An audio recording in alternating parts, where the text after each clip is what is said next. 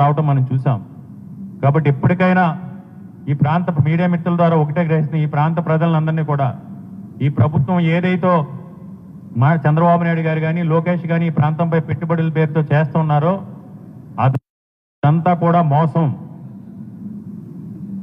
కేవలం ఈ ప్రాంతం మీద సవితి ప్రేమ చూపించి నిన్న వచ్చిన పెట్టుబడుల్లో కూడా ఏదైనా చిన్న చితక పెట్టుబడులు వస్తే ఆ పెట్టుబడులన్నీ కూడా ఏదైనా ఉత్తరాంధ్ర ప్రాంతానికి సంబంధించి ఉత్తరాంధ్ర ప్రాంతంలోని వనరులు చూసి ఈ ప్రాంతంలోని అవకాశాలను చూసి ఈ ప్రాంతానికి కొన్ని ఇన్ఫ్రాస్ట్రక్చర్ చూసి ఈ ప్రాంతానికి పెట్టుబడులు వస్తే ఉక్రోషంతో అమరావతి ప్రాంతానికి ఎవరో కూడా పెట్టుబడుల పేరుతో రావట్లేదని ఆ ఉక్రోషంతో ఈ ప్రాంతం మీద సవితి ప్రేమ చూపించి ఈరోజు స్టీల్ ప్లాంట్ మీద ఈరోజు కార్మికుల మీద అబండాలు వేస్తూ ఈ ప్రాంత ప్రజల ఆత్మగౌరవాన్ని తాకట్టు పెట్టే విధంగా చంద్రబాబు నాయుడు గారు మాట్లాడటం జరిగింది. మేము ఒకటే డిమాండ్ చేస్తున్నాం చంద్రబాబు నాయుడు గారు గారిని, డిప్యూటీ సీఎం పవన్ కళ్యాణ్ గారు కానీ. ఆ రోజు పవన్ కళ్యాణ్ గారు ఏమన్నారు?